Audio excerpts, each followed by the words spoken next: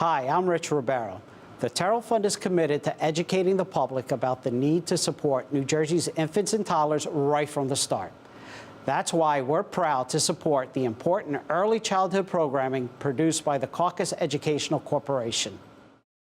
Funding for this edition of One-on-One with Steve Adubato has been provided by the Terrell Fund, a foundation serving children. The Nicholson Foundation, changing systems, changing lives by advancing health and early childhood in New Jersey. The PNC Foundation, which supports early childhood education through Grow Up Great, a multi-year initiative to help prepare children from birth to age 5 for success in school and life.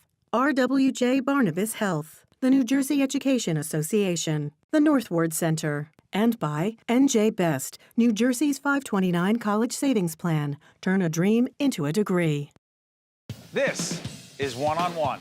I'm an equal American just like you are. The jobs of tomorrow are not the jobs of yesterday. Look at this. You got this? Here it is, man. Look at that. Life without dance is boring. I don't care how good you are or how good you think you are, there is always something to learn. Do you enjoy talking politics? No.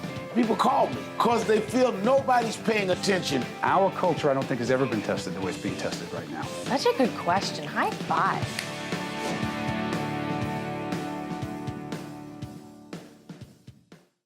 Hi, I'm Steve Adubato. More importantly, this is Right from the Start NJ, an ongoing series of programs, but it's so much more than that. It's a campaign, it's an initiative to talk about the things that affect infants and toddlers and also prenatal care as well.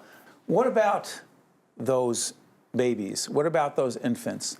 What about their child care? Whose responsibility is it? A lot of people watching right now say, why is this a societal issue? Why is it a state issue? Why is it a national issue? Well, this series, Right from the Start, is focused on providing valuable information for you, for parents, for people who are involved in the lives of infants and children. Throughout this program, you're going to see a website. That website has advocacy, educational, research, resource material that you're going to need. And we've brought together an extraordinary group of experts, parents, advocates, people who are involved in the lives of infants and toddlers every day. And so without doing formal introductions, we're actually going to get right into this conversation as part of our Right from the Start NJ series. And I encourage you to go on that site to get that information. And so what I want to do is kick off. Joe, we were doing a one-on-one. Joe De La Fave, who actually is involved with the Ironbound Community Organization. You folks actually run an extensive quality child care center. Why is a series like Right from the Start NJ so important, particularly right now? Steve, I think it's really important that people understand what an investment in high-quality care and education for infants and toddlers can do for those children, particularly children from impoverished families that need the additional support, close developmental gaps, learn English, move them to a point of learning where they're ready for not only preschool but eventually kindergarten. This is an investment in not only each and every child's future, but the future of the society and the country. Dr. Sprott, you've been with us for so many years. It says a lot about both of us who have been doing this for a while, because the issues still matter. They matter to you on a personal level. They matter to you on a professional and clinical level. Talk about, from your experience, and talk about Matheny as well as you're doing this, talk about why these years, 0 to 3, are so critical in the development of a child and his or her future. Well, Steve, you know that at birth, most of the brain cells are already there. But over the first 3 years of life, the connection between those brain cells, the synapses, are important in terms of how the brain gets hardwired permanently. These synapses develop over the course of 3 years, and then after that, they start to decrease. By the way, excuse me, Doctor, we're actually looking at this graphic right now. What is the most important part of that? Go ahead, I'm sorry. If you look at that graph, you'll see that, and it starts actually before birth, because I think, you know, the babies have Before? You can see that the first part is from conception, the first 9 months, to birth.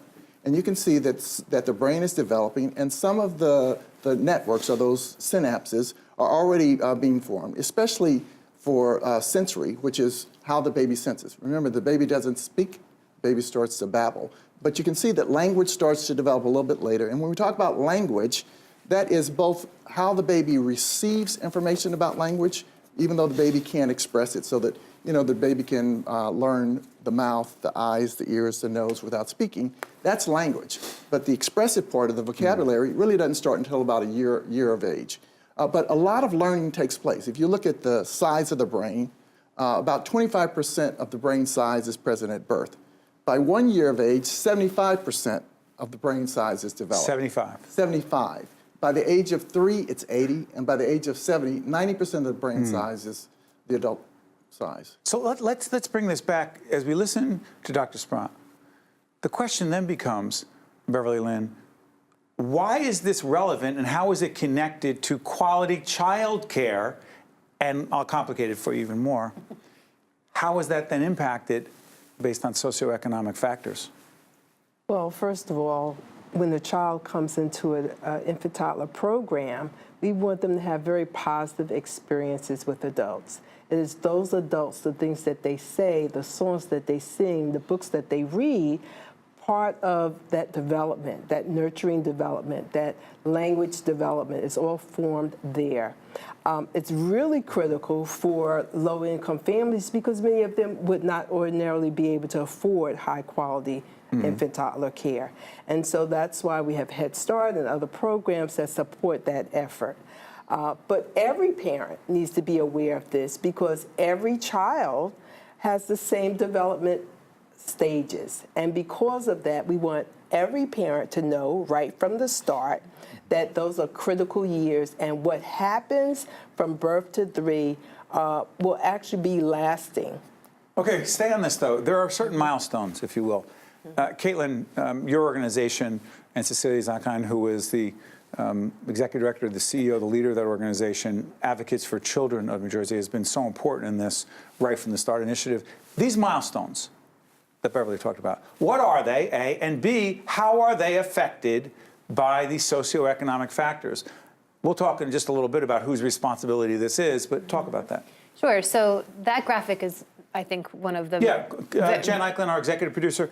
Jen, can we put up that graphic as Caitlin talks about it? Go ahead. So at Montclair State University, we teach this graphic a lot because it's important to take a look at the first part is months before pregnancy, months before birth.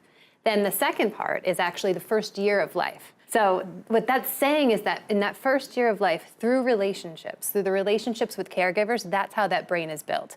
So everybody comes to birth with a potentiality for connection. Every child with a potentiality for connection. But it's through relationships that actually connects, that those synapses, neurons grow through the responsive, sensitive caregiving that they're with whomever is caregiving. By the way, go back again.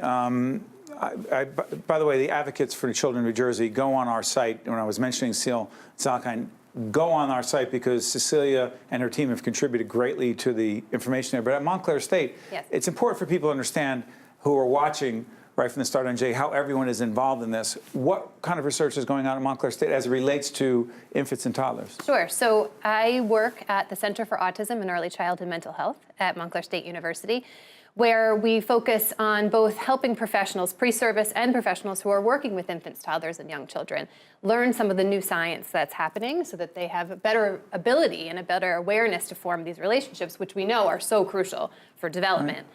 We also are able to see families as early as prenatal, all the way through age 10 at our clinic, and then the university picks up and sees kids and families from then till through early childhood, through higher education. Right.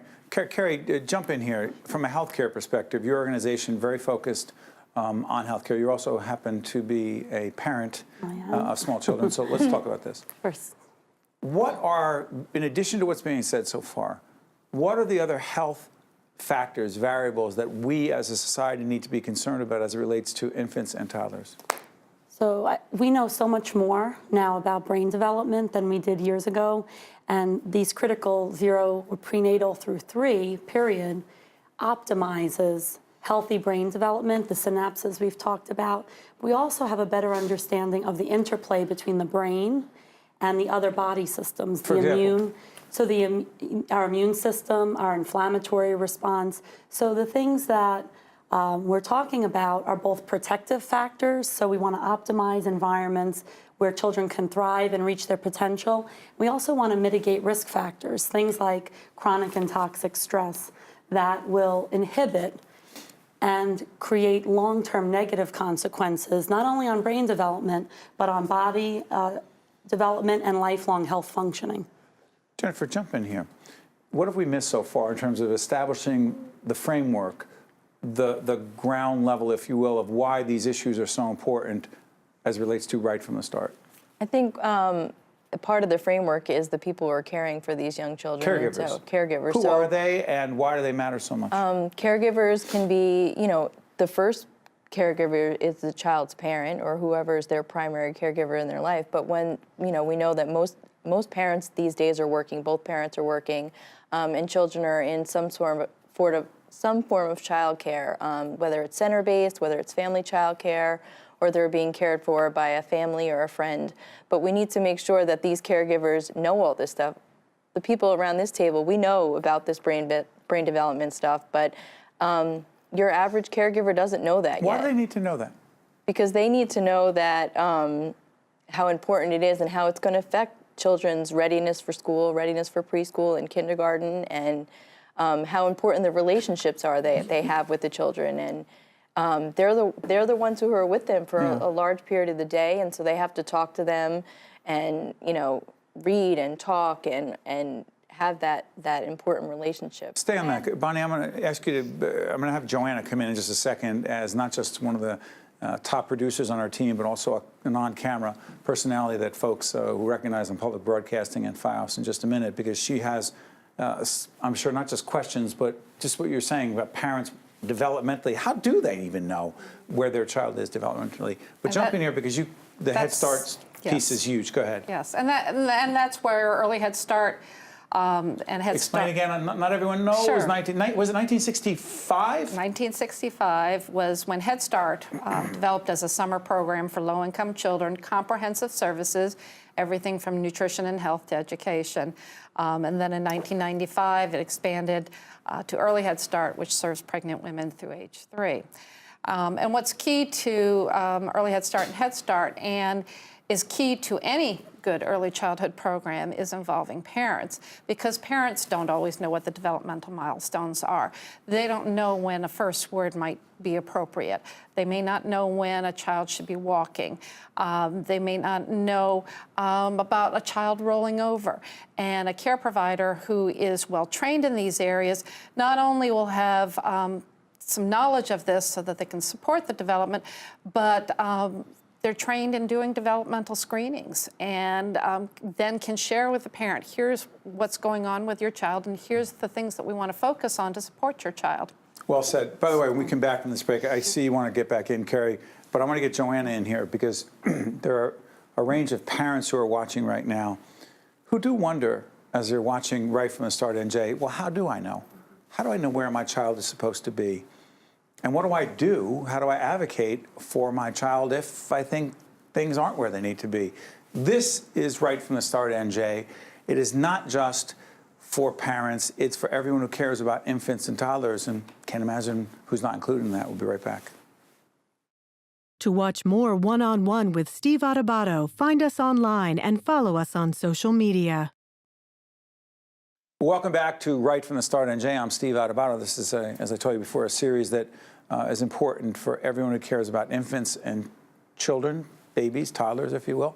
And I want to pick up the conversation with Joanna Gagas, who's the host of Life and Living, and also the head of programming at the Caucus Educational Corporation, our production company. You have 2 children. Yes. Ages? 2 and 4. 4-year-old is our daughter, Juliana. 2-year-old is our son, Nicholas. And you were talking off camera, excuse me, a little bit about their development and how they're different. They are. I mean, we're already seeing and understand that they both learn very differently, have different personalities, as I'm sure Carrie knows with her 2 kids, Jen knows with her 2 kids. You know, they learn, they grow, they develop differently, and we're trying to understand that, get a handle on that. Okay, so let's talk about childcare for you, because one of the things I was thinking about is, and I've said this in other forums that I've been with some folks, is that we have 4 children. Our daughter Olivia happens to be with us today. She's 7, but all of our kids have had quality early child care. And I see, while they're all different, they have benefited greatly. But we are very fortunate. We have been able to do that financially. Everyone's got a different situation. You work full-time with us. and your husband works as well. That's right. How do you pull that off? It's been a challenge. Certainly, if you want good childcare, you're going to pay for it, right? So there are sacrifices that you're going to be willing to make at different times in your life. For us, we felt like it was right to have someone at home with our kids early on. I did look into daycares, and I never had a really good feeling. And I live in a pretty affluent area. I'm in Verona, New Jersey, right outside of Montclair.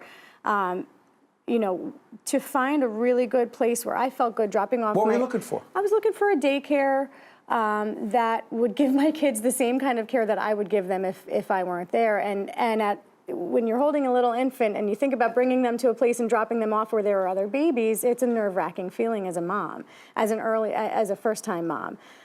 So we made the decision to have someone in our house to care for our kids. But it's funny because we're entering a different phase. My kids are toddlers now, and we're considering making a change because we're happy with the care that they've gotten in the home, but we also want to see them develop and grow and stimulated in a different way, interacting with peers. You have decisions to make. We do. We're actually in the process of that right now. As we do this program. As we do this program. Joanna's not alone in this, is she? Jump in here. No, she's not not alone. at Talk all. about it, Beverly.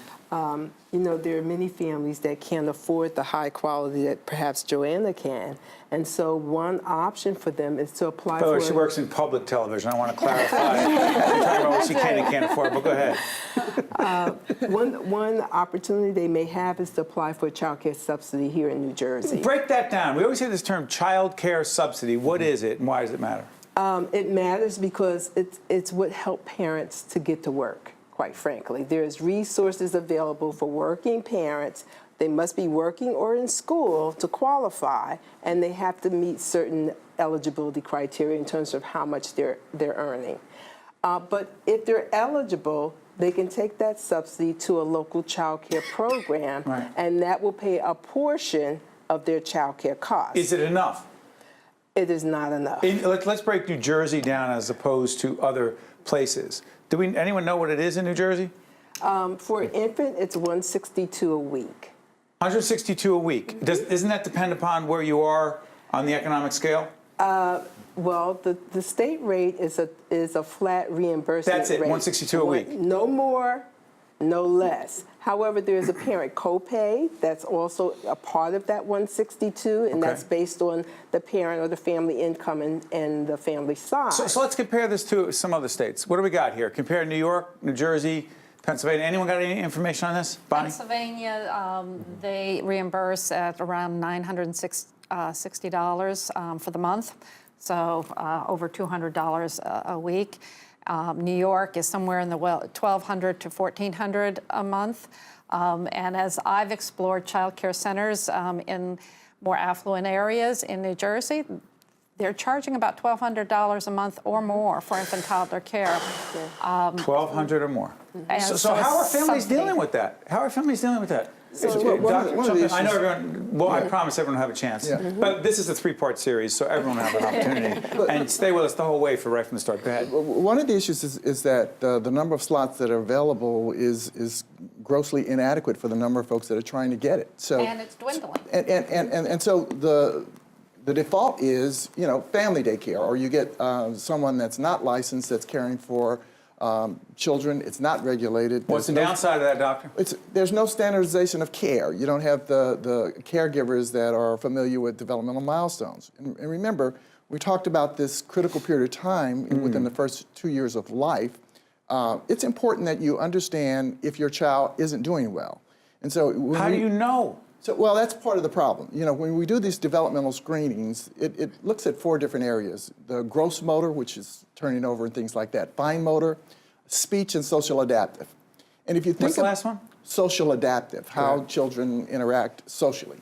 And if you think about the way that it works with the pediatrician, and there was a slide that talked about developmental screening. Set it up because we'll put it up, doctor. You know how we work here, so go ahead. But when you see it, talk it up. Jen, go ahead, put it up, and Dr. Sprout will break it down. So what has evolved over time is that physicians, pediatricians included, are on the clock. There's a certain amount of time that you devote for a well visit, and a smaller amount of time if it's a sick visit. Break that down. And so if you look at the developmental screening issues in here, New Jersey's what, 45th? 45th out of 51. Does that include the District of Columbia? And so you're talking about the majority of kids probably that aren't getting developmental screenings. And if you think about it, when you're talking about routine visits, normal visits, after the baby is born, most pediatricians see the baby at 1 week, and then maybe 1 month, Right. and then 2 months, 4 months, 6 months, 9 months, a year. After that, it's 18 months, 2 years, and so the front-loaded visits where developmental milestones are not so great. The kid's not doing very much. Remember, they don't say their first word until a year, and after that, they don't get seen that often. And so when they come for a developmental screen, there are gaps in time, and the pediatrician usually is spending a short amount of time and asking the parent historically what's going on. And the parent may not be aware enough to answer the questions.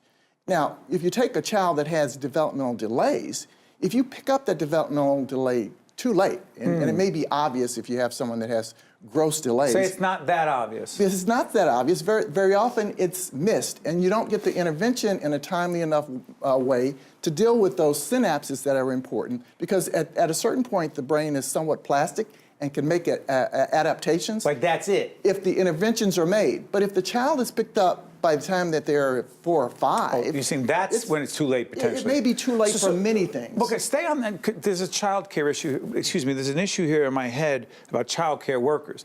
If the parents are not getting asked by physicians, if the parents are not engaged by physicians, if there are not enough screenings, how the heck is a child care worker, and Joe, your organization, as we said before, at Ironbound, you have quality child care workers. How would a child care professional pick up on what the doctor was just laying out if a parent's not going to see it? Well, teachers are well trained, and they're trained in providing the screenings and their support staff. Yours are. Yes. I just want to be clear on this. There's not a standardized, unless I'm wrong about this, there is not is there a standard, a uniform standard in the state of New Jersey for everything a child care worker professional needs to have in terms of, yes? There are standards. Across the board. There are standards that are not yet implemented. Right. And there is I'm sorry, what? There are standards that are not necessarily implemented across the board. Well, then, as I come back to Joe, how does a parent know whether those standards are being implemented, met, however you want to describe it? How does one know that, Joe? Well, there are various accreditations for centers, a new rating system in the state. Grow New Jersey Grow Kids New By the way, Jersey. grow on our site. Go on our right from the start, NJ. And what's it called again, Joe? Grow NJ Kids. Grow NJ Kids. Jen, make sure that's there. Go ahead. Yeah, so parents can look those up and or ask at the center for ratings, for accreditations, et cetera. So if you're nationally accredited from, say, NACE, National Association for the Education of Young Children, right, there's a standard that you have reached in order to get that accreditation, which gives you quality. But I'm sorry for interrupting, Joe. Go back to the question of how these professionals would pick up the developmental delays, if I can call it that again. I'll come to you, Jen. How would we know? So there's a I'll come to you, baseline Jen. established in Head Start, early Head Start centers. Children are seen within the first 45 days. They're screened completely, so there are baselines that are there. And from there, you can continue to measure growth through ongoing screenings. Not only are teachers in the classroom trained, but you also have support staff as well, social workers, health and disability coordinators, and the like, who can also come in and do the screenings and assist the teachers. But as was said before, there are not enough slots, if I can say it that way, Doctor. Mm-hmm. There are not enough opportunities for children, infants and toddlers to be placed in the kind of quality child care centers that would potentially pick this up. Jen, do I have this wrong? Yeah, no, you're right. I was going to go off of, too, what Joe said about programs that offer ongoing assessment of children. But even programs that receive subsidy, that's not a requirement. You know, the programs receive a subsidy through the state, but the state doesn't say that you have to do all these things. There's basic licensing standards, but basic licensing standards is basic safety. It's not, it doesn't have caregivers learn how to do ongoing assessment of children. In programs like Early Head Start, part of the requirement is to do, like what Joe said, but throughout the time they're with us, they get, you know, the caregivers are always looking at children of how they're developing. They're taking anecdotal records, and then they're doing like quarterly assessments of these children. But respectfully, Jen, sorry for interrupting. You are painting a very positive picture right now about what happens. Let me tell you where I want to go, and I hope the group wants to go there in part 2 of Right from the Start, NJ, is the question of what is the state's responsibility? What is the government's responsibility? What is our responsibility as citizens, as members of society, as taxpayers, right, to help fund the childcare subsidy that's being talked about, by providing more opportunities for quality childcare for those who are having a hard time accessing it, not enough slots. There is so much more to talk about on this series. Carrie, I promise I'm coming right back to you. This is, in fact, called Right from the Start, NJ. I ask you again, go to our site, continue watching, learning, and being engaged, because infants and toddlers, it's everyone's responsibility. Catch you next time. One-on-One with Steve Adubato has been a production of the Caucus Educational Corporation, celebrating over 25 years of broadcast excellence. Funding for this edition of One-on-One with Steve Adubato has been provided by the Turl Fund, the Nicholson Foundation, the PNC Foundation, RWJ Barnabas Health, the New Jersey Education Association, the Northward Center, and by NJ Best. Promotional support provided by NJ.com, Small News, Big News, True Jersey, and by New Jersey Family Magazine and NJFamily.com. Transportation provided by Airbrook Limousine, serving the metropolitan New York, New Jersey area. Education begins at birth. The brain develops most rapidly from birth to age 3, when critical skills are developed. Parents are the first and best teachers for their children, but for those like me who work, finding quality, affordable childcare can be challenging. But children have the greatest opportunities for success when they learn and have positive interactions with their caregivers. Because learning doesn't start in the classroom, it starts in the cradle.